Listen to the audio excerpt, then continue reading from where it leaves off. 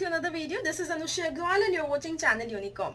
So we have started a new series, वो भी सिर्फ आप लोगों के लिए 2.5 months of crash course for CA Foundation. Daily on YouTube at 6 o'clock. तो आज जो मैं आपको करवाने वाली हूँ अकाउंट्स है. अकाउंट्स में कंसाइनमेंट आज हम करने वाले हैं. सभी स्टूडेंट्स जो हमको फॉलो कर रहे हैं प्लीज़ नीचे मेंशन करो, अपनी प्रेजेंट को मार्क करो ताकि हमें भी एक मोटिवेशन मिले, पता चले कितने स्टूडेंट्स रेगुलरली हमारा दिया हुआ होमवर्क करते हैं, हमारे दिए हुए लेसन्स को सुनते हैं, पढ़ते हैं, हमारे साथ प्रिपरेशन कर रहे हैं. इससे हमको भी मोटिवेशन मिलेगा और आगे की स्ट्रैटेजी बनाने में हेल्प मिलेगी. चलो शुरू करते हैं. ज्यादा टाइम इधर उधर की बातों में ना खराब करते हुए डायरेक्टली पॉइंट पे आती हूँ. कंसाइनमेंट क्या करवाऊंगी आज मैं कंसाइनमेंट में देखो हमारा क्या मैं हल्का सा आपको ब्रीफ देती हूँ. आज मैं आपको कंसाइनमेंट बेसिक्स बताऊंगी. बेसिक्स भी उसमें किस तरह के क्वेश्चंस आते हैं, कैसी आपकी अप्रोच होनी चाहिए, किस तरीके से आपको है ना प्रेजेंट करना है, किस किस तरह के क्वेश्चंस होंगे, सब मैं आपको इसमें कवर करवा दूंगी. आपको करना है जो टेलीग्राम पे कल आपको जो नोट्स मिलेंगे, जो क्वेश्चंस मिलेंगे वो आपको सॉल्व करने हैं. ठीक है, आपको ये होमवर्क है पूरे आने वाले 4 दिन में आपको ये होमवर्क कंप्लीट करना है. और जैसे ही आपका कंप्लीट होगा टास्क, आप वीडियो के नीचे आके कमेंट करेंगे टास्क डन, ताकि मुझे भी ये पता लगे कि कितने स्टूडेंट्स ने कंसाइनमेंट कंप्लीट कर लिया. फिर मैं नेक्स्ट चैप्टर की तरफ बढ़ूंगी. ध्यान से पहले एक बार ये समझो, ये जो हमारा 2.5 मंथ्स का कोर्स है, इसमें एवरीडे हम वीडियो दे रहे हैं आपको एक्सेप्ट संडे, और हर एक सब्जेक्ट को हम कवर करने की कोशिश कर रहे हैं. तो जब अकाउंट्स की बात आती है तो अराउंड में 11 वीडियोस आपको अकाउंट्स के दूंगी इस पूरे सेशन में. तो मैं अकाउंट्स के वो मेजर चैप्टर्स कवर करूंगी जिनमें श्योर क्वेश्चन आते हैं, जैसे consignment, BRS, not for profit, partnership, company accounts, final accounts. इनमें श्योर क्वेश्चन आपको एग्जाम में देखने को मिलेगा. एकदम 100% श्योर है इनके क्वेश्चंस आते हैं एग्जाम में. और उसके अलावा आप जो टॉपिक मुझे बोलेंगे कि मैम ये टॉपिक मुझे नहीं आता, आप प्लीज ये कवर करवाइए, तो मैं वो देखूंगी कि कितने स्टूडेंट्स ने कौन सा टॉपिक मांगा है, उस अकॉर्डिंग फिर मैं आगे की वीडियोस बना दूंगी. तो अभी आज मैंने कंसाइनमेंट उठाया क्योंकि इंपॉर्टेंट है. नेक्स्ट क्लास में मैं BRS करवाऊंगी. अभी कंसाइनमेंट में फुल फोकस के साथ, एनर्जी के साथ, एकदम कंप्लीट अटेंशन आपका सिर्फ आज वीडियो की तरफ होना चाहिए. कॉपी, पेन, मॉड्यूल, कैलकुलेटर लेकर बैठो और अपने दिमाग को एकदम अटेंटिव रखो, एकदम जगा कर रखो. जल्दी जल्दी समझने की कोशिश करेंगे क्योंकि टाइम कम है. सो सबसे पहले कंसाइनमेंट होता क्या है. Consignment it is actually made up of 2 words, that is consign and meant. Comment मतलब कोई भी प्रोसेस, कंसाइन मतलब टू सेंड. कोई भी चीज हम जब सेंड करते हैं तो हम उसे बोलते हैं हमने कंसाइन किया है, क्योंकि इट एक्चुअली कंसाइन का लिटरल मीनिंग होता है सेंडिंग. अब जरा जल्दी से ध्यान से समझिए, सारे टर्म्स इस स्लाइड में आपको दिखेंगे. ए और बी है. बी ने अपने गुड्स ए ने अपने गुड्स बी को सेंड किए मतलब कंसाइन किए. तो ए इज द सेंडर, तो जो सेंडर है उसको हम कंसाइनर बोलते हैं, and B is the receiver, और बी को गुड्स सेंड किए गए, इनको हम कंसाइनी बोलते हैं. ध्यान से मेरी बात, एक कॉन्सेप्ट को समझने की कोशिश करो. एक जो ट्रेडर होता है, गुड्स को बेचता है, वो एक तो गुड्स को बेचता है, सेल करता है. सेल करने में ऑनरशिप ट्रांसफर हो जाती है और उसको उसका कंसिडरेशन या रेवेन्यू मिल जाता है. लेकिन कंसाइनमेंट में क्या हो रहा है, मैं किसी पर्सन को मेरे गुड्स भेज रही हूँ ताकि वो थर्ड पार्टी को बेच सके. तो जब बी किसी को बेचेगा गुड्स, उसको हम कहेंगे सेल, क्योंकि अब ऑनरशिप ट्रांसफर हो जाएगी किसको, थर्ड पार्टी को, जिसको सामान बेचा गया. लेकिन जब ए बी को सामान भेज रहा है, बेच नहीं रहा, सेल नहीं कर रहा, सेंड कर रहा है, कंसाइन कर रहा है, तो ऑनरशिप किसकी है, ए की ही है. बी तो सिर्फ एज एन एजेंट काम कर रहा है कि ए के गुड्स को वो सी को बेचेगा, ठीक है, और फिर उसे बदले में जो रेवेन्यू बी को मिलेगा वो बी ए को लौटा देगा. तो बी का क्या फायदा, बी को ए ने गुड्स दिए, गुड्स भी ए के, बी ने खरीदे नहीं है, और बी ने वो गुड्स सी को बेचे, जो मिला वो उसने ए को लौटा दिया. तो सिर्फ मिडिल पर्सन है, उसको क्या मिला. इसलिए जो बी की मेहनत है उसके लिए कंसाइनी को दिया जाता है कमीशन. इतना समझे. अब देखो कंसाइन, अब एक एक चीज समझना, पूरी स्टोरी को समझना, पूरा ये कॉन्सेप्ट यहाँ पे आपको समझ में आएगा. कंसाइनर जब गुड्स को भेजता है तो उसे परचेज प्राइस या फिर कॉस्ट उसकी हमें बताता है कि मेरे इतनी कॉस्ट का या इतनी परचेज प्राइस का गुड है जो मैंने बी को भेजा है। वो बी को एक परफॉर्मा इनवॉइस, एक एक वर्ड की तरफ ध्यान देना, मैं सारे टर्म्स यहाँ पे यूज कर रही हूँ। परफॉर्मा इनवॉइस देता है जिसमें मेंशन करता है कि उसने कितने गुड्स दिए हैं और क्या कॉस्ट पे या इनवॉइस प्राइस पे। कई बार ए कॉस्ट के ऊपर भी गुड्स बी को भेज सकता है, 25% या 20% प्रॉफिट या लोडिंग, प्रॉफिट को हम लोडिंग भी कहते हैं, वो ऐड करके भी गुड्स भेज सकता है। तो परफॉर्मा इनवॉइस में गुड्स कॉस्ट पे भी हो सकते हैं और इनवॉइस प्राइस पे भी हो सकते हैं। इसमें नंबर ऑफ यूनिट्स मेंशन होती है, ये गुड्स बी के पास आते हैं। कंसाइनर जब गुड्स भेज रहा है वो उन गुड्स पे कुछ अपना एक्सपेंस भी कर सकता है, कंसाइनर्स एक्सपेंस, जैसे उसने कोई पैकिंग करवाई, उसने अगर फ्रेट पे किया है, उसने अगर कोई ट्रांसपोर्टेशन का खर्चा पे किया है, या फिर कोई भी गुड्स को रिपेयर करवाया या कोई और खर्चा उसने किया है, तो वो कहलाते हैं कंसाइनर के एक्सपेंस जो कंसाइनर ने बेयर भी किए हैं और इनकर भी किए हैं। ठीक है, फिर गुड्स जब बी के गोडाउन पे पहुंचते हैं तो बी क्या करता है, बी भी कुछ खर्चे करता है जिसे हम कंसाइनीज एक्सपेंस बोलते हैं, जैसे गुड्स की अनलोडिंग करवाना, गुड्स का फ्रेट पे करना, है ना, वो तो नॉर्मल हो गया। मतलब दो तरह के खर्चे हो गए, गोडाउन तक आपके पास गुड्स आए जब तक के खर्चे, जैसे octroi, import duty, unloading, freight, ये सब क्या गोडाउन तक पहुंचे गुड्स तब तक के खर्चे हुए। और फिर बाद में आफ्टर दैट गोडाउन में गुड्स आने के बाद गोडाउन का रेंट हो गया, इंश्योरेंस हो गया, पैकिंग हो गया, रिपेयरिंग हो गया, और कोई भी खर्चा एक्स्ट्रा हो सकता है, सेल्स एक्सपेंसेस हो गए, एडमिन एक्सपेंसेस हो गए, तो वो खर्चे हो गए। तो मैंने जो खर्चे कंसाइनी ने बेयर किए उन खर्चों को दो में डिवाइड किया, जो गोडाउन तक जो खर्चे हुए, गोडाउन में गुड्स आने तक जो खर्चे हुए, और गोडाउन में गुड्स आने के बाद जो खर्चे हुए। ये तो समझ गए, ये हमेशा ध्यान रखना, आगे काम आएगा।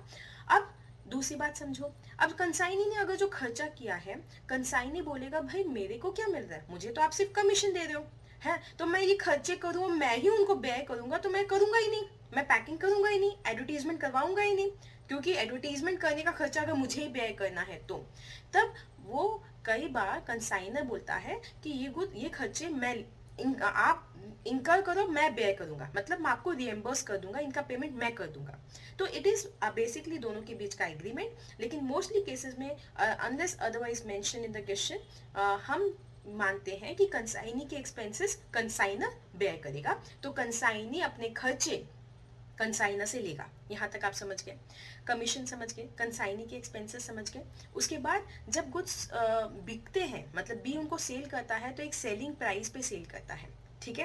दैट सेलिंग प्राइस में be different from the cost and this selling price में also be different from the invoice price. Invoice price मतलब अगर कंसाइनर ने गुड्स को कॉस्ट से ज्यादा पे प्रॉफिट ऐड करके बी को बेचा है तो वो इनवॉइस प्राइस हो गई। ये भी आप समझ गए, तो यहाँ तक आप समझ गए, ये टर्म्स आप समझे, consignor, consignee, consignor expense, consignee expense, commission और ना सेलिंग प्राइस, ये आप समझ गए। इसी से अब मैं अपना कंसाइनमेंट अकाउंट बनाती हूँ।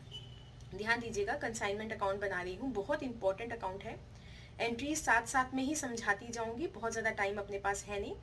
देखो ये कंसाइनमेंट अकाउंट है, हमेशा मेंशन करना कंसाइनमेंट अकाउंट किसकी बुक्स में बना है और कौन से टाइम पीरियड का है और किसके साथ है।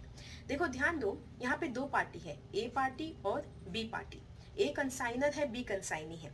इस चैप्टर में हम कंसाइनर की बुक्स भी देखेंगे कैसे बनेगी और कंसाइनी की बुक्स भी देखेंगे कैसे बनेगी।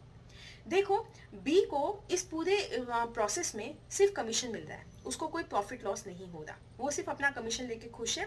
जो उसके एक्स्ट्रा खर्चे होते हैं वो कंसाइनर उसको दे देता है, इसलिए उसको और किसी चीज से मतलब नहीं। लेकिन ए को बेसिकली यहाँ पे प्रॉफिट लॉस हो रहा है, क्योंकि वो गुड्स को खरीद रहा है और किसी और से बिकवा रहा है जिसका कमीशन भी दे रहा है। तो कंसाइनमेंट अकाउंट नॉमिनल कम पर्सनल अकाउंट होता है। नॉमिनल क्यों होता है? क्योंकि इससे हमको प्रॉफिट एंड लॉस निकलता है, और ये किसकी बुक्स में बनता है? कंसाइनर की बुक्स में बनता है, ना कि कंसाइनी की बुक्स में। और कंसाइनमेंट अकाउंट यहाँ पे मेंशन करोगे कंसाइनमेंट विथ बी, कि बी के साथ कंसाइनमेंट अकाउंट है, क्योंकि ये कंसाइनर है तो उसके बहुत सारे कंसाइनीज हो सकते हैं। तो कौन से कंसाइनी के साथ अकाउंट है ये आप मेंशन करोगे। यहाँ भी ये भी क्लियर हो गया। हम बात कर रहे हैं कंसाइनमेंट की। कंसाइनर की बुक्स में कंसाइनमेंट के क्या रिकॉर्ड्स बनेंगे वो मैं आपको समझा रही हूँ। एंट्रीज साथ साथ में समझना, अलग से नहीं बता रही। जैसे आपका P&L अकाउंट बनता है वैसे ही कंसाइनमेंट अकाउंट बनता है। जैसे ट्रेडिंग P&L के अंदर डेबिट साइड में सारे खर्चे लिखते हैं और क्रेडिट साइड में सारी इनकम्स लिखते हैं, रेवेन्यू लिखते हैं, वैसे ही कंसाइनमेंट अकाउंट में डेबिट साइड में सारे खर्चे लिखेंगे और क्रेडिट साइड में सारी इनकम लिखेंगे। आपने at the back of your mind trading और P&L अकाउंट को याद रखो जब मैं कंसाइनमेंट अकाउंट बनाऊं, तो आपको और भी अच्छे से क्लियर होगा। देखो कंसाइनमेंट अकाउंट में सबसे पहले आएगा गुड्स सेंट ऑन कंसाइनमेंट। एक एक चीज को ध्यान से देखना, एक एक चीज को। अभी मैं एकदम नॉर्मल क्वेश्चंस करवा रही हूँ, मैं वो भी करवाऊंगी एक क्वेश्चन जब हम गुड्स इनवॉइस प्राइस पे भेजते हैं। ये नॉर्मल क्वेश्चन है, इसलिए उसका भी मैं आपको ट्रीटमेंट बताऊंगी, ध्यान से समझो। सबसे पहले यहाँ पे आता है गुड्स सेंट ऑन कंसाइनमेंट। क्या आएगा? Units multiplied by cost. ठीक है, ये आगे आपने जितने गुड्स कंसाइनी को भेजे। देन उसके बाद आता है कंसाइनर एक्सपेंस। कंसाइनर ने किया तो कंसाइनर का खर्चा हुआ है ना, तो उस खर्चे को आपको मेंशन तो करना ही पड़ेगा। तो कंसाइनर एक्सपेंस वो आपका खर्चा है, डेबिट साइड में कंसाइनमेंट के आएगा। करेक्ट। अब यहाँ पे कंसाइनर एक्सपेंस करके नहीं आता है, जैसे यहाँ पे हमने 2 गुड्स सेंट ऑन कंसाइनमेंट लिखा, यहाँ पे 2 बैंक लिख देते हैं। क्यों? क्योंकि आपने बैंक या कैश के थ्रू पेमेंट किया होगा, या फिर क्रेडिटर के थ्रू क्रेडिट में पेमेंट किया तो क्रेडिटर आ जाएगा। लेकिन है क्या? ये कंसाइनर एक्सपेंस। ये क्लियर है? ओके। फिर उसके बाद में नेक्स्ट देखते हैं 2 कंसाइनी एक्सपेंस।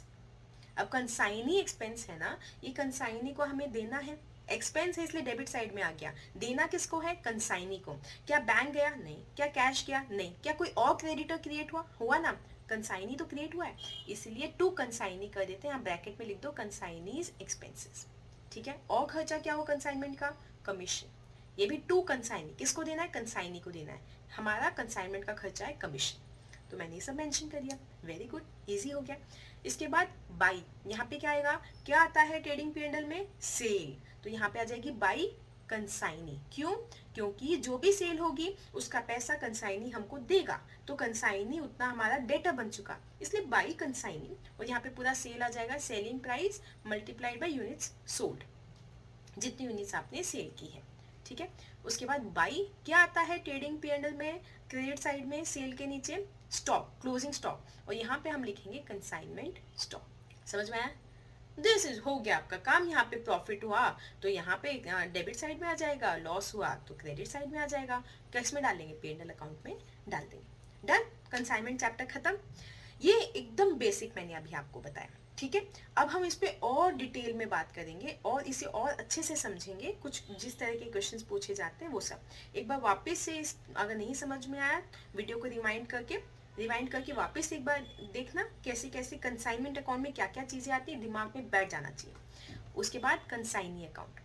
कंसाइनर की बुक्स की बात कर रहे हैं, जिसकी बुक्स होती है उसमें उसका नाम नहीं आता, तो कंसाइनर की बुक्स में कंसाइनी अकाउंट बनेगा। तो मैं कंसाइनी अकाउंट आपके सामने बना रही हूँ, एकदम छोटा सा बना रही हूँ, होपफुली आपको समझ में आएगा।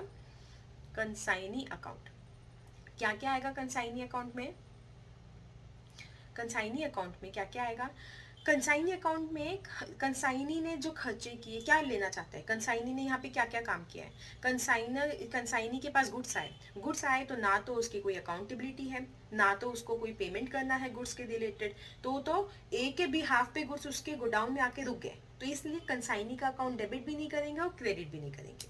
ठीक है। कंसाइनर के खर्चे हुए, कंसाइनी को क्या मतलब? कंसाइनी के खर्चे हुए। कंसाइनी किससे लेगा? कंसाइनर से लेगा। तो क्या हो जाएगा?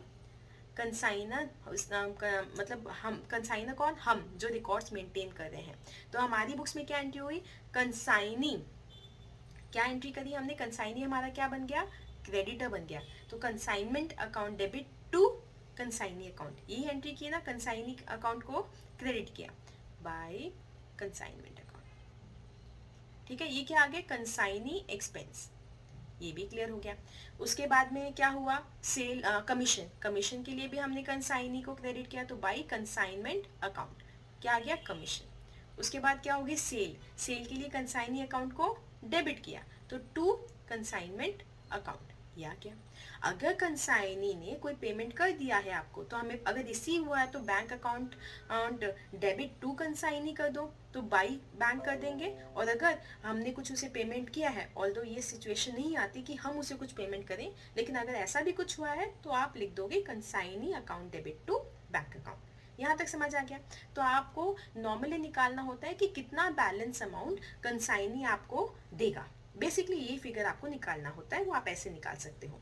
इसमें एक इम्पॉर्टेंट एंट्री होती है कि कंसाइनी कंसाइनमेंट के पहले, मतलब आप गुड्स भेज रहे हो उस समय ही आपको एक एडवांस दे देता है, तो एक बिल देता है, BR देगा आपको एडवांस में। तो आपके लिए वो BR है, तो एंट्री क्या करोगे, BR account debit to consignee account. ठीक है, वो एंट्री आप कर देते हो। कई बार बोलते हैं कि कंसाइनी ने कुछ कैश भी दिया है आपको, जो भी दिया है, जो क्वेश्चन में लिखा होगा वैसे आप कर दोगे। बेसिक एंट्रीज तो आपको आती है। यहाँ तक क्लियर है? ठीक है, अब मैं एक एक दो चीज़ें आपको और बताती जाती हूँ। देखो मुझे आज कौन कौन सी चीज़ें आपको यहाँ पे समझानी है। तो फर्स्ट ऑफ ऑल मैं आपको बताऊंगी कमीशन कितने तरह का होता है ना। अच्छे से कमीशन वाला पॉइंट समझो, उसके बाद आगे की बात करती हूँ। कमीशन, यहाँ पे हम 3 तरह के कमीशन पढ़ेंगे, तीनों तरह के कमीशन आपको समझा रही हूँ, अच्छे से समझना।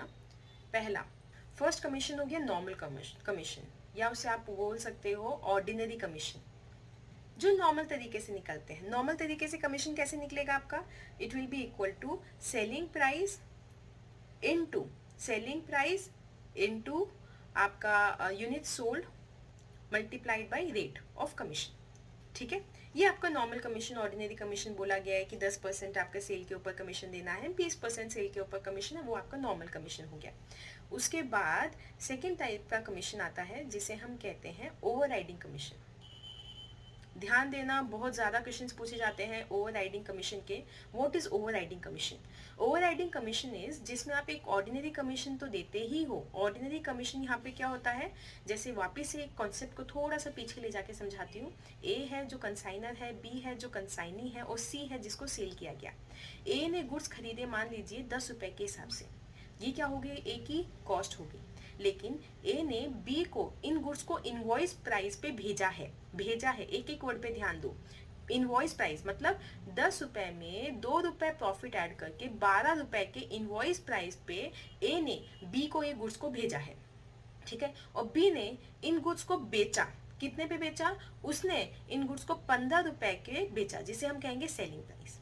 समझ रहे हो? तो क्या होता है, कई बार ए बी को ऐसा बोलता है कि तुम इन गुड्स को 12 रुपए में बेचना, लेकिन अगर तुम इन गुड्स को 12 से ज्यादा में बेच पाए तो मैं तुम्हें एक्स्ट्रा, उस केस में मैं तुम्हें क्या दूंगा, एक्स्ट्रा कमीशन दूंगा।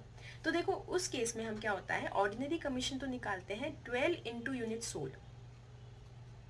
जितने यूनिट बेची ना 12 तक तो हम उसे उतनी यूनिट पे कमीशन जो रेट बोला गया वो रेट दे देते हैं। ये डिपेंड करेगा, देखो क्वेश्चन को बहुत ध्यान से पढ़ना, ये ऐसा नहीं है कि हार्ड एंड फास्ट है। मैंने आज ये बोल दिया कि ना ये इनवॉइस प्राइस पे ही देना है ऑर्डिनरी, तो जरूरी नहीं है। कई बार सेलिंग प्राइस पे अगर क्वेश्चन मेंशन कर रहा है, आपका क्वेश्चन सब कुछ है ना, तो क्वेश्चन अगर बोला है कि ऑर्डिनरी कमीशन आपको नॉर्मल कमीशन तो आपको सेलिंग प्राइस पे देना है, तो यहाँ पे आप 15 ले सकते हो। लेकिन मैं नॉर्मल केस सिनेरियो बता रही हूँ, जैसे नॉर्मली आपको क्वेश्चन में देखने को मिलता है कि ये तो आप 12 यूनिट्स पे 12 पर यूनिट के हिसाब से दे दो, और फिर एक ओवर राइडिंग कमीशन हम देते हैं, और भी एडिशनल कमीशन देते हैं जो सरप्लस पे दे रहे हैं कि आपने कितना एक्स्ट्रा में बेचा। तो बंदे ने कितने में बेचा, 15 में बेचा, और इनवॉइस प्राइस कितनी थी, 12 में बेच सकता था, लेकिन 3 रुपए ज्यादा में बेचा। तो ये जो 3 रुपए का सरप्लस है यूनिट सोल्ड पे, उस पे एक पर्टिकुलर रेट दी हुई होगी, उस रेट का कमीशन निकल जाएगा। तो ये दोनों कमीशन दिए जाते हैं जब ओवरराइडिंग, इसको हम ओवरराइडिंग कमीशन बोलते हैं जो सरप्लस पे दिया जाता है। समझ में आया? ये इंपॉर्टेंट है, बहुत सारे क्वेश्चंस में एक छोटा सा पॉइंट आपको जरूर मिलेगा। ठीक है, नेक्स्ट देखो एक आता है, ये भी ध्यान से सुनना, डेल क्रेडर कमीशन। एंट्री समझ लेना यहाँ पे। डेल क्रेडर कमीशन क्या होता है, देखिए ए है, ए गुड्स भेज रहा है बी को, बी बेच रहा है सी को। कई बार क्रेडिट सेल भी हो सकती है, जरूरी नहीं सारी कैश सेल हो, और बाद में मानो सी देने से मना कर दे पैसा, तब क्या करे, क्या हो गया, बैड डेट। तब ये बैड डेट बी बेयर करेगा या ए बेयर करेगा। मान लो ए बोलता है इसकी सारी रेस्पॉन्सिबिलिटी अकाउंटेबिलिटी मेरी, तो मैं ही बेयर करूंगा। तो बी बोलेगा कि ठीक है आप बेयर करो, और उस समय बी आसानी से खूब सेल किए जा रहा है, ये देखे बिना कि सामने वाला पैसा देगा या नहीं देगा, क्योंकि उसे बैड डेट की टेंशन नहीं, बैड डेट तो ए बेयर कर रहा है। तो उस केस में ए को नुकसान भी हो सकता है कि बी बिना सोचे समझे अगर क्रेडिट सेल करे तो मानो अब एक चीज समझो, नॉर्मल केस में क्या हुआ, बैड डेट कौन बियर करा, ए बियर करा। है ना। पहला केस बता रही हूँ, उसके बाद सेकंड केस पे जाएंगे। तो नॉर्मल केस में जब नो डेल, उस केस में हमने कोई अलग से कोई कमीशन, डेल कैडर कमीशन नहीं दिया, नो डेल कैडर कमीशन, तो अगर बैड डेट हुआ तो हम एंट्री क्या करेंगे, bad debt account debit to consignee account. Consignee account को क्यों डेबिट क्रेडिट किया, क्योंकि पहले कंसाइनी से हम 2 लाख रुपए सेल के मांग रहे थे, लेकिन 20,000 बैड डेट हो गया, तो अब कंसाइनी नहीं देगा वो पैसे, कैसे देगा, बैड डेट हो गया, इसलिए कंसाइनी के अकाउंट को तो क्रेडिट कर दिया 20,000 से, और बैड डेट हमने डेबिट कर दिया। अब ये बैड डेट कहाँ जाएंगे, नॉमिनल अकाउंट है ना, कंसाइनमेंट में खर्चों में जाएंगे, डेबिट साइड में, consignment account debit to bad debt account. ठीक है, ये तो समझ में आ गया, नॉर्मल बैड डेट की एंट्री होगी, कंसाइनर ने बेयर किया। दूसरा केस क्या हो गया, जब डेल क्रेडिटर, हमने एक एक्स्ट्रा कमीशन दे दिया उसको, भाई तू एक्स्ट्रा कमीशन रख, लेकिन हमको बैड डेट नहीं चाहिए, इसलिए ये एक्स्ट्रा कमीशन तुझे दे रहे हैं, ये इस पर्पस के लिए है कि जो भी बैड डेट होगा वो तेरी रिस्पॉन्सिबिलिटी, मतलब कंसाइनी की रिस्पॉन्सिबिलिटी। अगर कोई बैड डेट सी ने अगर डिफॉल्ट किया तो बी पे करेगा, ए को कोई मतलब नहीं, वो निश्चिंत है। तो बैड डेट से ए का कोई नाता नहीं है, तो ए का बस एक एक्स्ट्रा कमीशन लगेगा जो वो एंट्री कर देगा, commission account debit to consignee account, या कंसाइनी अकाउंट, या फिर डायरेक्ट करेगा तो consignment account debit to consignee account, direct entry commission की कर देगा। बैड डेट जो हुआ वो बी की बुक्स में आएगा, ए की बुक्स में आएगा ही नहीं। ठीक है, अब एक चीज ध्यान रखना, ये जो डेल क्रेडिटर कमीशन होता है ये हमेशा टोटल सेल पे निकाला जाता है, क्योंकि आपकी बुक में मेंशन्ड है। कई बुक्स में ये क्रेडिट सेल पे भी बताया गया है, लेकिन आपकी बुक में स्पेसिफिकली दिया हुआ है कि डेल क्रेडिटर कमीशन अगर पूछा जाएगा, दिया गया है क्वेश्चन में, तो टोटल सेल पे निकालना, okay, unless otherwise mentioned in question. ठीक है, कमीशन वाला पॉइंट हो गया। नेक्स्ट अब है ना, इन्वेंट्री कैलकुलेशन समझो, थोड़ा जल्दी जल्दी एक एक चीज समझेंगे। इन्वेंट्री कैसे वैल्यू होती है, आराम से समझना, इंपॉर्टेंट पार्ट है, बहुत इंपॉर्टेंट है। क्लोजिंग स्टॉक निकालना बहुत ज्यादा इंपॉर्टेंट है। क्लोजिंग स्टॉक में क्या क्या आता है, नॉर्मल केस सिनेरियो, जब कॉस्ट पे गुड्स को भेजा गया है, ठीक है, वो बता रही हूँ। ध्यान रखना हमेशा इस तरीके से बनाना, पहली चीज क्लोजिंग स्टॉक में आती है कॉस्ट, मतलब आपके कंसाइनमेंट स्टॉक में आती है कॉस्ट। इसमें क्या लिखोगे, कॉस्ट मल्टीप्लाइड बाय यूनिट्स, जितनी यूनिट्स बेची है और जितनी यूनिट्स बची है, units remaining, okay, balance units जो भी आप बोलोगे, जो स्टॉक में जितनी यूनिट्स बची हैं multiplied by cost per unit, ये आ गया। दूसरा चीज हम लेते हैं कंसाइनर एक्सपेंसेस, ध्यान से देखना, proportionate amount of consignor expenses, तो टोटल कंसाइनर एक्सपेंस जितने भी हुए हैं divided by total consignment, okay, जितना टोटल कंसाइनमेंट हुआ है सारे goods, total units multiplied by units remaining, या मैं बोलूंगी कंसाइनमेंट स्टॉक की यूनिट्स। ठीक है, ये भी क्लियर हो गया। थर्ड आता है कंसाइनी एक्सपेंसेस। अब कंसाइनी एक्सपेंसेस क्या है, जो खर्चे, ध्यान देना, मैंने कंसाइनी एक्सपेंस पढ़ाया था तो बोला था कि 2 में डिवाइड करेंगे, गोडाउन में पहुंचने तक जो खर्चे हुए और गोडाउन में पहुंचने के बाद जो खर्चे हुए। देखो, इन्वेंट्री वैल्यूएशन में आप समझोगे कि प्रेजेंट कंडीशन और लोकेशन में लाने तक जो खर्चे होते हैं, सेलेबल कंडीशन में लाने तक के जो खर्चे होते हैं, उसे नॉर्मली हम इन्वेंट्री में लेते हैं, उसके बाद के नहीं लेते। इस तरीके से बोला जाता है, आप अच्छे से एएस वगैरह पढ़ोगे तो आप समझ जाओगे। तो कंसाइनी और कंसाइनमेंट के केस में कंसाइनी के गोडाउन तक जो पहुंचने के जो खर्चे हुए हैं, जैसे ऑक्ट्रॉय दिया आपने, फ्रेट दिया आपने, अनलोडिंग करी आपने, वहां तक लाने, गोडाउन में पहुंचाने तक का जो कंसाइनी का खर्चा हुआ, सिर्फ वही इन्वेंट्री की कॉस्ट में ऐड किया जाता है। इन्वेंट्री मतलब कंसाइनमेंट स्टॉक, जो कंसाइनमेंट अकाउंट के क्रेडिट साइड में लिखते हो ना, कंसाइनमेंट स्टॉक, वो है ये, उसकी वैल्यू निकालनी पड़ती है हमेशा, क्योंकि उसमें सिर्फ हमें यूनिट्स में मालूम है कि इतना स्टॉक बचा है, उसकी वैल्यू निकालोगे ऐसे, कॉस्ट आएगी, कंसाइनर एक्सपेंस आएंगे और कंसाइनी एक्सपेंस। तो इसमें कौन से कंसाइनी एक्सपेंस आएंगे, वो जो टिल इट रीचेस गोडाउन वाला, जो मैंने बताया था ना, 2 होते हैं, जो गोडाउन तक पहुंचने वाले हैं वो यहाँ पे आएंगे, डिवाइडेड बाई टोटल कंसाइनमेंट, जितने गुड्स पे। यहाँ पे एक चीज और ध्यान देना, ये जितने गुड्स पे हुए हैं वो गुड्स यहाँ पे लोगे। जैसे मानो ये रास्ते में ही कोई गुड्स लॉस्ट हो गए, रास्ते में ही खो गए हैं, गुड्स लॉस्ट इन ट्रांजिट, तो क्या उन गुड्स की अनलोडिंग हुई? आपने 1000 गुड्स निकाले, 10 रास्ते में ही गिर गए, 990 आए, तो कंसाइनी अपने गोडाउन पे 990 ही तो बैग्स उतरवाएगा। तो जो कंसाइनी का जो अनलोडिंग का खर्चा हुआ वो 990 बैग में ही तो होगा, इसलिए नीचे क्या लेंगे, 1000 माइनस 10। तो total consignment minus goods lost in transit यहाँ पे लिखेंगे, मल्टीप्लाइड बाय यूनिट्स रिमेनिंग, जितनी यूनिट्स बची है आपकी उस पर ये लगा देंगे। समझ में आया, ये इंपॉर्टेंट है, यहाँ पे बच्चे गलती कर देते हैं। सिमिलर यहाँ पे क्लियरिंग चार्जेस का ध्यान देंगे, ये इंपॉर्टेंट क्वेश्चन बनता है। क्लियरिंग चार्जेस का कॉन्सेप्ट मैंने यहाँ पे आपको बता दिया है, तो आई होप आप लोग इन सब चीज़ों का ध्यान दोगे कि कैसे ये चीज़ें की जाती हैं। ठीक है, ओके बच्चा लोग, बहुत ही अच्छी बात है। नेक्स्ट आगे मैं आपको बताने जा रही हूँ, आई होप इतना थोड़ा समझ में आया होगा, कंफ्यूजन नहीं है। ठीक है, थोड़े बहुत क्वेश्चंस ट्राई करते रहो अब, है ना। अब एक बार बीच में ब्रेक लेके मॉड्यूल का इलस्ट्रेशन नंबर 1 देखो, तो आप एंट्री करोगे कंसाइनर की बुक्स में जो कंसाइनमेंट अकाउंट बनता है, एंट्रीज होती है, जर्नल एंट्रीज, उनको थोड़ा सा एक बार रीडिंग मारो, थोड़ा समझो।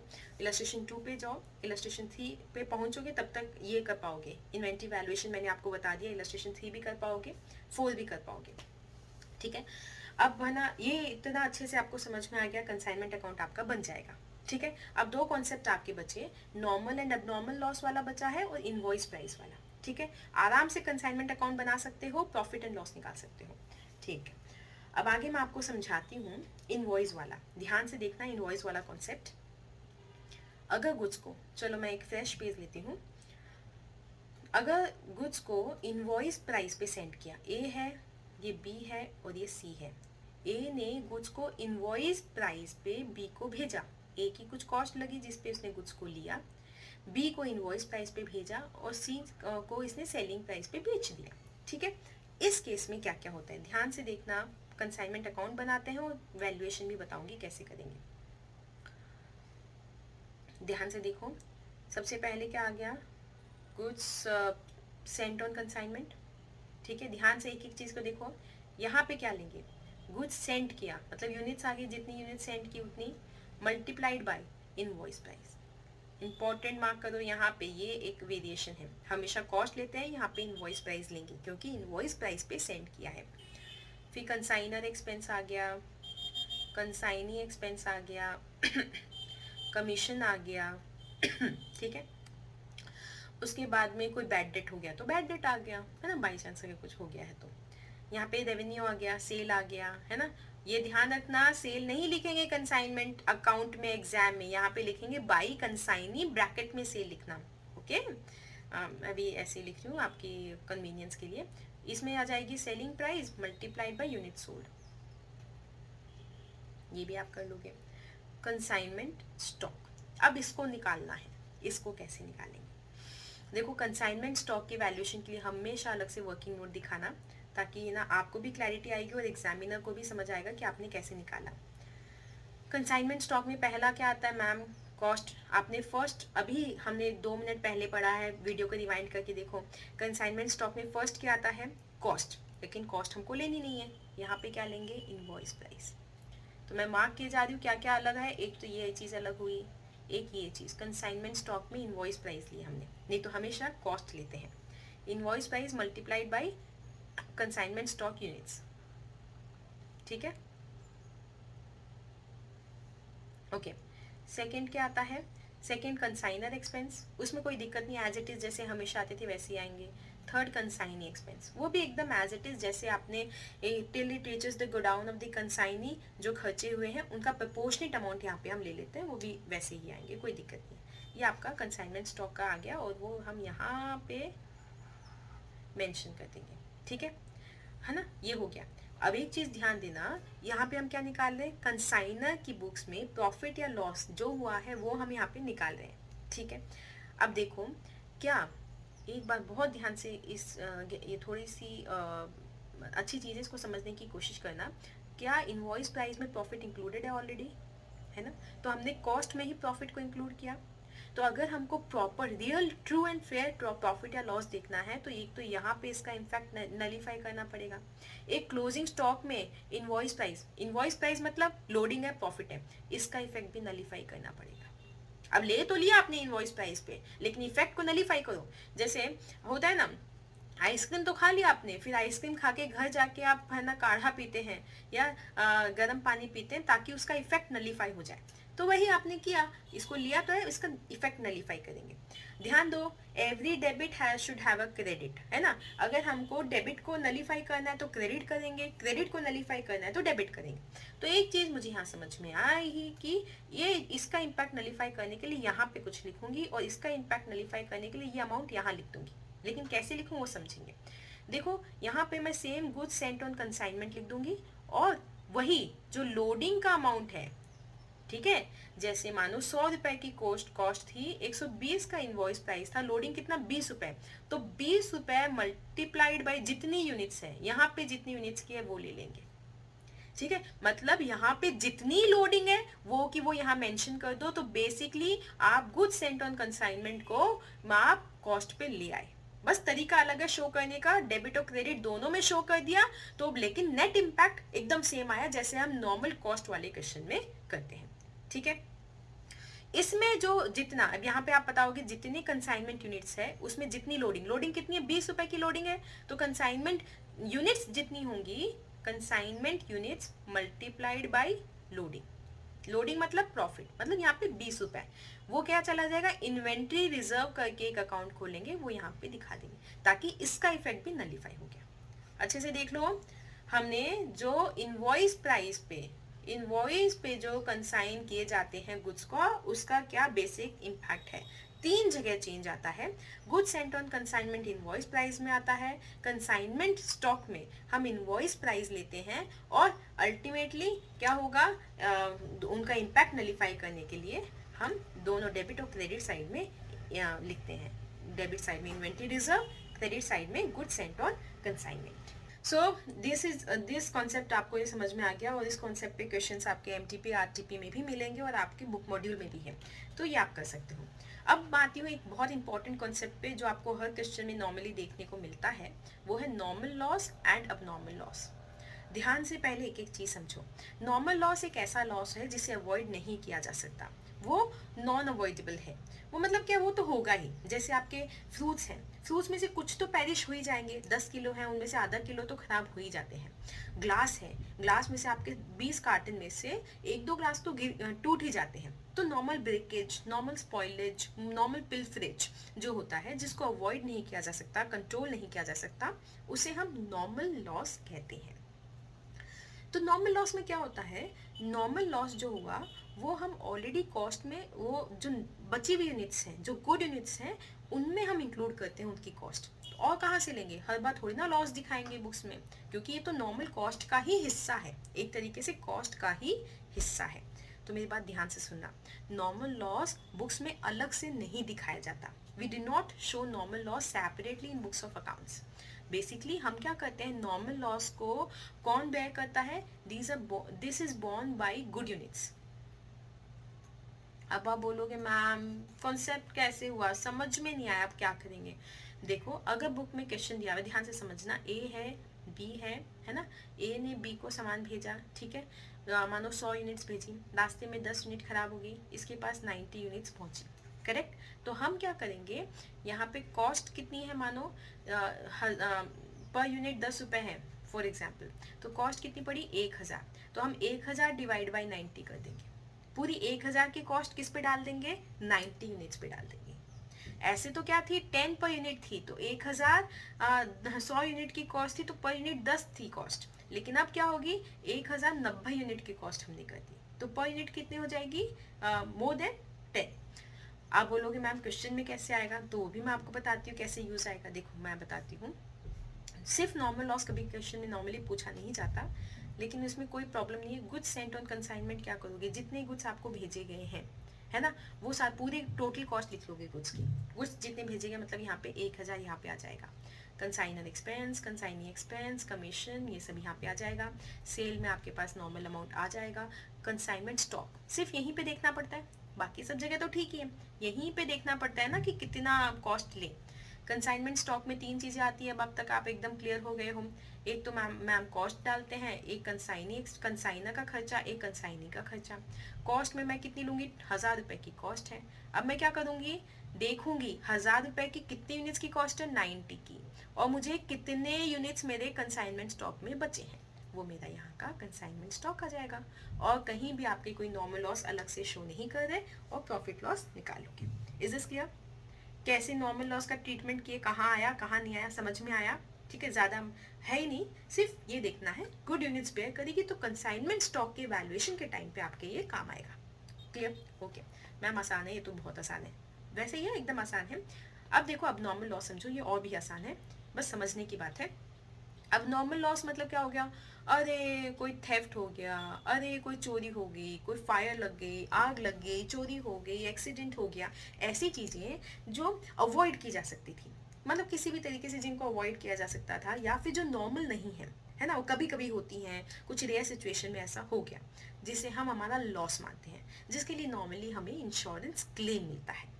ठीक है, ये सेपरेटली बुक्स ऑफ अकाउंट्स में शो किए जाते हैं, तो ध्यान देना मेरी बात का, बहुत अच्छे से समझो। वापस से कंसाइनमेंट अकाउंट बना रही हूँ, इस लेक्चर के एंड तक आपके कंसाइनमेंट अकाउंट दिमाग में बैठ जाना चाहिए।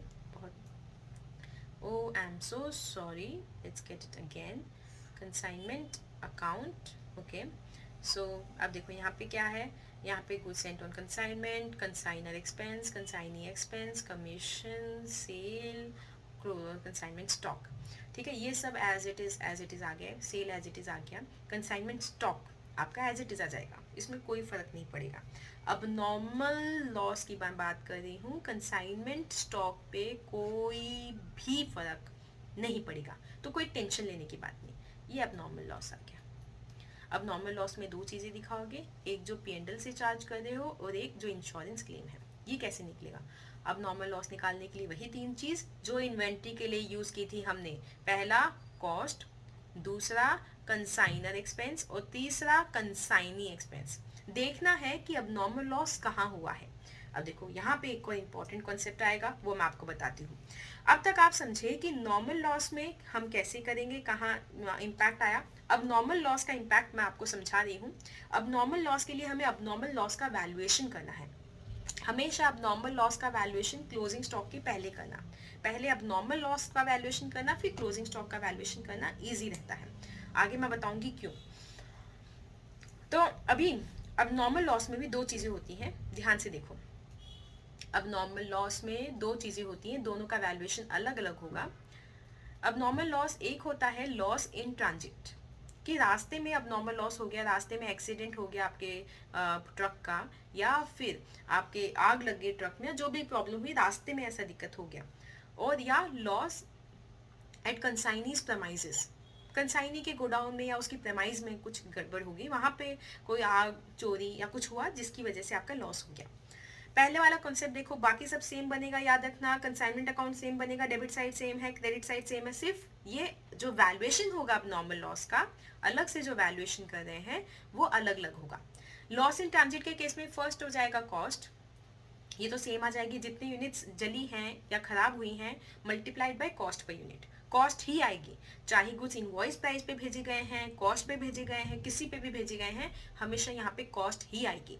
चाहे स्टॉक के लिए आप इनवॉइस प्राइस यूज करो, लेकिन इसके लिए कॉस्ट आएगी। नेक्स्ट कंसाइनर एक्सपेंस, ये भी एज इट इज आ जाएंगे। कंसाइनर एक्सपेंस का प्रोपोर्शनेट अमाउंट ले लेंगे, consignor expense divided by total consignment multiplied by units of abnormal loss. Third consignee expense, यहाँ पे ध्यान देना, अगर लॉस इन ट्रांजिट है तो कंसाइनी एक्सपेंस नहीं आएंगे। अरे रास्ते में एक हो गया तो कंसाइनी ने खर्चे कहाँ किए, तो कंसाइनी एक्सपेंस नहीं आएंगे। लेकिन अगर जो कंसाइनी के गोडाउन पे लॉस हुआ है तो कंसाइनी एक्सपेंस आएंगी। These are called non-recurring expenses of consignee which are incurred till the goods reaches the consignee's godown. वही आते ना इन्वेंट्री में, गोडाउन तक पहुंचे जब तक जो खर्चा हुआ वही इंक्लूड करते हैं हम, तो वही खर्चा ही नॉन रिकरिंग हुआ। जैसे फ्रेट हुआ, बार बार थोड़ा लगता है, जब गुड्स आएंगे तभी लगता है। ऑक्ट्रॉय, गुड्स आए तभी लगा, अनलोडिंग, गुड्स आए तभी लगा। ग्राउंड रेंट, गोडाउन रेंट है वो रेगुलर लगता है, ठीक है, तो वो हम इंक्लूड नहीं करते, वो रिकरिंग है। वो आपका इंश्योरेंस प्रीमियम कंटिन्यूस लगता है, रिकरिंग है, वो इंक्लूड नहीं करते क्योंकि गोडाउन में पहुंचने के बाद लगता है। तो मैंने इन्वेंट्री वाला चीज ही लिया, बस मैंने बताया लॉस इन ट्रांजिट में मैं कंसाइनी का खर्चा नहीं लूंगी और लॉस एट कंसाइनीज प्रमाइज में कंसाइनी का खर्चा भी लूंगी, बाकी सब सेम है, कॉस्ट ही आएगा, कंसाइनर आएगा, ये और ये तीनों चीजें आके आपका लॉस एट कंसाइनीज प्रमाइजेस बन जाएगा। ध्यान से समझ में आया? अब नॉर्मल लॉस निकालते के टाइम पे हमको अब नॉर्मल लॉस सेपरेटली वैल्यू करना होगा। तो देखना है कि गुड्स आपने ट्रांजिट में लॉस किया है या फिर कंसाइनी के प्रेमाइजेस में लॉस हुआ है। ये समझ आ गया? अब बस एक सिंगल कॉन्सेप्ट आपके बचा है जो बहुत इंपॉर्टेंट भी है, that is when normal and abnormal loss both are given, तब हम question normal loss and abnormal loss both are given, तब हम क्वेश्चन को कैसे सॉल्व करेंगे। बहुत सिंपल है, थोड़ा सा समझने की कोशिश करेंगे, आसानी से हो जाएगा। पहले फर्स्ट ऑफ ऑल क्वेश्चन में हम abnormal लॉस को वैल्यू करेंगे। abnormal लॉस को आपको वैल्यू करना आता है, वही 3 चीज़ें हैं, कॉस्ट, कंसाइनर, कंसाइनी एक्सपेंस, वो आप देखोगे। ट्रांजिट में हुआ कैसे लॉस हो वो आप देख के निकालोगे, इतना मुझे कॉन्फिडेंस है आप पे। सेकेंड हम वैल्यू करेंगे कंसाइनमेंट स्टॉक, बस ये वैल्यू करना है। बस इसमें थोड़ा सा ध्यान रखेंगे कि कॉस्टिंग में अपन को नाना किस तरीके से लेना है। देखो पहले टोटल कंसाइनमेंट का कॉस्ट आ जाएगा, है ना, जिसमें टोटल यूनिट्स आ गई और टोटल कॉस्ट आ गई, करेक्ट। उसके बाद में उसमें ऐड कर दो, कोई कंसाइनर का खर्चा है वो ऐड कर दो। कंसाइनी का अगर कोई खर्चा हमको लेना है till the goods reach the consignee's godown, वो वाला जो खर्चा होता है वो है तो ऐड कर दो। ऐसा करके आपका टोटल एक्सपेंस आ जाएगा, ठीक है। ये हो गया। इसमें से लेस कर दो abnormal लॉस और abnormal लॉस की यूनिट्स भी लेस हो जाएगी, abnormal लॉस भी लेस हो जाएगा। इसमें से लेस कर दो नॉर्मल लॉस की यूनिट्स। अब नॉर्मल लॉस की तो वैल्यू आपके पास थी, लेकिन अब नॉर्मल लॉस की कोई वैल्यू आपके पास नहीं है, तो नॉर्मल लॉस सिर्फ यूनिट्स में से लेस हुआ, लेकिन यहाँ पे कॉस्टिंग में कुछ भी लेस यहाँ पे नहीं हुआ है। ध्यान देना, मैंने टोटल यूनिट्स में अब नॉर्मल लॉस की यूनिट लेस की और नॉर्मल लॉस की यूनिट लेस की। उसके बाद मेरे पास आएगी जो बाकी यूनिट्स बची, इसमें से लेस करूंगी मैं सोल्ड, जितनी सेल किया है वो भी लेस करूंगी, ठीक है। तो उसके बाद मेरे पास आएगी कंसाइनमेंट स्टॉक यूनिट्स। समझ में आया? ये मेरे पास आ गई कि कितनी कंसाइनमेंट स्टॉक आपके पास बचा है। ध्यान देना, मेरी बातों पे ध्यान देना। यहाँ पे क्या करना है आपको कंसाइनमेंट स्टॉक की यूनिट्स आपकी निकली। अब यहाँ पे ये देखो, ये जो अमाउंट है ये आपकी टोटल कॉस्ट है, ठीक है। टोटल कॉस्ट में से मैंने abnormal लॉस का वैल्यू लेस किया। मैंने नॉर्मल लॉस की वैल्यू क्यों लेस नहीं की? क्योंकि नॉर्मल लॉस की वैल्यूएशन नहीं होती है, रुपीज में नहीं होता है, हम सिर्फ यूनिट्स में लेस करते हैं। तो यहाँ पे जो अमाउंट मेरे पास आया, वापस से देखिए इसको, 1 सेकेंड, गिव मी 1 सेकेंड, मैं थोड़ा सा और क्लियर आपके लिए बनाती हूँ, आपको अच्छे से समझ में आएगा। ये एक ना आपको टेबल बनानी है। इस टेबल में देखो कैसे करोगे हम सबसे पहले लिखेंगे टोटल कॉस्ट ऑफ कंसाइनमेंट। जो टोटल कॉस्ट हुई वो हम यहाँ पे मेंशन किए। इसमें ऐड कर दिया हमने consignor expense and consignee till it reaches the consignee's godown, वो मैंने यहाँ पे ऐड कर दिया। यहाँ पे मेरी कॉस्ट आ गई, यहाँ पे मैं यूनिट्स लिख रही हूँ, ठीक है। यहाँ पे मेरी टोटल यूनिट्स आ गई और टोटल कॉस्ट आ गई। इसमें से मैं लेस कर दूंगी abnormal लॉस, ठीक है। abnormal लॉस की units, abnormal loss units less कर दी और abnormal लॉस अमाउंट लेस कर दिया, ठीक है। या इसमें से मैं लेस करूंगी नॉर्मल लॉस, नॉर्मल लॉस की यूनिट्स लेस कर दी और ये अमाउंट मेरे पास कुछ है नहीं, ठीक है, क्योंकि अमाउंट में कुछ मेरे पास नॉर्मल लॉस हम काउंट नहीं करते। तो ये मेरा यहाँ पे फिगर आएगा 1, और ये मेरे पास आ जाएगी कि कितनी यूनिट्स मेरे पास बची है ना, मतलब गुड यूनिट्स मेरे पास कितनी बची है।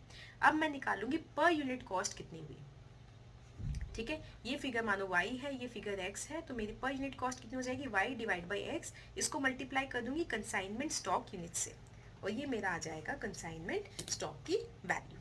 समझ में आया?